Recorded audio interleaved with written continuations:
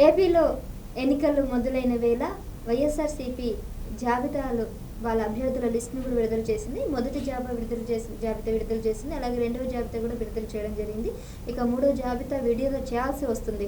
అయితే ఇప్పుడు కొన్ని రాష్ట్రాలు కొన్ని జిల్లాల వారీగా చూసుకున్నట్లయితే ఎవరెవరికి ఎలా ఇచ్చారు ఏంటి అనే అంశం మీద ఇవాళ మనతో పాటు ఉన్నారు ఐటీడీసీ వైస్ ప్రెసిడెంట్ అభిత్ గారు. నమస్తే. నమస్తేనండి సార్. మీరు బేసిక్గా కడప కదా, మరి కడపలో ఎవరి అభ్యర్థుల లిస్టు వచ్చిందా, విడుదలైందా ఇప్పటి వరకు?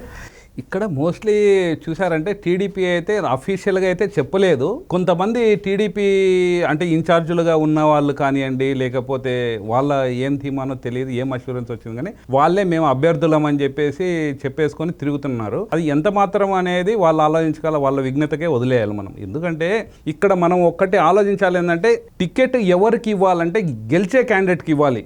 ఏదో మనం డబ్బు పెట్టుకున్నామో లేకపోతే మేము మా ఫ్యామిలీ బ్యాక్గ్రౌండ్ ఇది అది అంటే ఆ ఫ్యామిలీ బ్యాక్గ్రౌండ్ పాలిటిక్స్లో పనిచేయం. ఏదన్నా ఉంటే ఏదన్నా రిలేషన్స్లోనో లేకపోతే ఇంకొక దాంట్లో ఏదన్నా పనికొస్తుంది. కానీ ఇప్పుడు పాలిటిక్స్లో కావాల్సింది ఏంది? ప్రజల యొక్క ట్రస్టు మన పైన ఉందా లేదా, మనం ఎంతవరకు మనం సేవ చేశాము, ఇవన్నీ పరిగణలో తీసుకొని ఈవెన్ పార్టీ కూడా దీనిపైన ఫోకస్ చేసి అది ఒకటి డిసైడ్ చేయాలి. రెండోది వచ్చి అక్కడ ఏ ఒక సెగ్మెంట్లో ఏ కమ్యూనిటీ ఓట్స్ ఎక్కువ ఉన్నాయి, ఎవరు దానికి కేపబుల్ పర్సన్ అని చెప్పి నిర్ధారించుకొని ఇస్తే మాత్రం నాకు తెలిసిన మటుకు కడపలో ఒక 7 అసెంబ్లీ స్థానాల్లో 5-6 ఖచ్చితంగా టీడీపీ కైవసం చేసుకుంటుంది. ఇక్కడ ఇప్పుడు మీరు ఇంకొక క్వశ్చన్ అడిగారు, ఈ జాబితా అనేది వైసీపీ రెండో వచ్చి ఆల్మోస్ట్ ఆల్ జగన్ అయితే రిలీజ్ చేసేసాడు. దాంట్లో కొంతమంది అసంతృప్తి ఉన్న వాళ్ళు గోడ దూకడమో లేకుంటే టీడీపీ అప్రోచో లేకపోతే కొంతమంది రెడ్డి అట్లాంటి సామాజిక వర్గం అయితే కాంగ్రెస్కి వెళ్ళడమో ఏదో ఒకటి మంతనాలు చేసుకుంటున్నారు. కానీ ఆల్మోస్ట్ ఆల్ 70-80 పైనే వచ్చేసింది. 80 మొత్తం వచ్చేస్తుంది.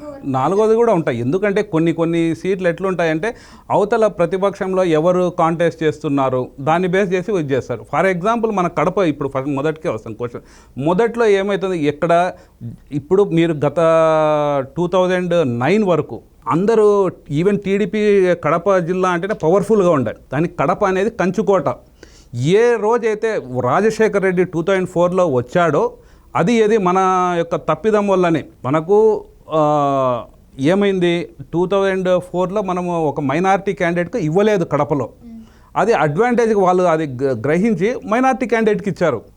హోల్ కడప జిల్లా స్వీప్ చేసేసింది, అందరు కాంగ్రెస్కు వేశారు. ఎందుకంటే మైనారిటీ క్యాండిడేట్కు మీరు ఇచ్చారు, ఆ కృతజ్ఞత భావంతో మొత్తము వాళ్ళకు కాంగ్రెస్కు ఓట్లు వేశారు.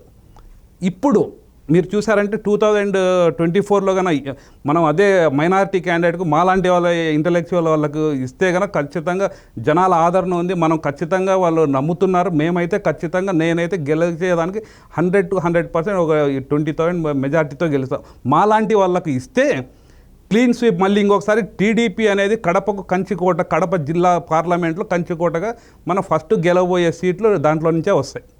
కానీ ఇన్ కేస్ ఏదైనా కొంచెం తప్పుదారి ఏదో సంథింగ్ ఏదో ఒక రాంగ్ డెసిషన్ పోయిందనుకోండి, ఎందుకంటే కడపలో ఉండేవాళ్ళు ముస్లిమ్స్ ఓటు కాకుండా రెడ్డీస్కో వాళ్ళకి ఎవరికన్నా వెళ్తే మాత్రం అక్కడ ఉండే కమ్యూనిటీ ఖచ్చితంగా అగెన్స్ట్ అవుతుంది. అది నాకు తెలిసిన వాటికి ఒక జగన్ వాళ్ళ స్ట్రాటజీ కూడా కావచ్చు. కడపలో మైనారిటీ కాక వేరే కమ్యూనిటీకు రెడ్డి కమ్యూనిటీకి ఏమన్నా అట్లాంటి ఏమన్నా ఇస్తే ఆ రెడ్డి కమ్యూనిటీ మోస్ట్లీ 95% ఎవరికి వేస్తారు, సిపి వాళ్ళకే వేస్తారు. అక్కడ ఒకటి నెగిటివ్గా వస్తుంది. రాయలసీమలో మైనారిటీస్ ఉన్నారు, మైనారిటీ 60-15-20 సెగ్మెంట్లలో అక్కడ తేడా కొడుతుంది. ఇంకొకటి వీళ్ళు నాకు తెలిసిన మటుకు ఒకవేళ అట్లాంటి ఏదైనా ఆలోచన ఏదన్నా సంథింగ్ వీళ్ళు ఎవరన్నా లాబింగ్ అట్లాంటి ఏమన్నా చేసుకుంటే ఇది ఖచ్చితంగా వైసీపీ ఫ్యామిలీ మెంబర్స్లో నుంచి కడపలో ప్రొద్దుటూరులో ఇట్లాంటి కొన్ని స్థానాల్లో ఎవరెక్కడ వాళ్ళు కాంప్రమైజ్ అయ్యే కూడా అవకాశం ఉంది. ఎందుకంటే ఇప్పుడే మీరు చూస్తున్నారు, ఇప్పుడు అభిషేక్ రెడ్డి అని చెప్పి ఒక అతను వైఎస్ వివేకానంద రెడ్డికి స్టిచెస్ వేస్తాడు డెడ్ బాడీ పైన.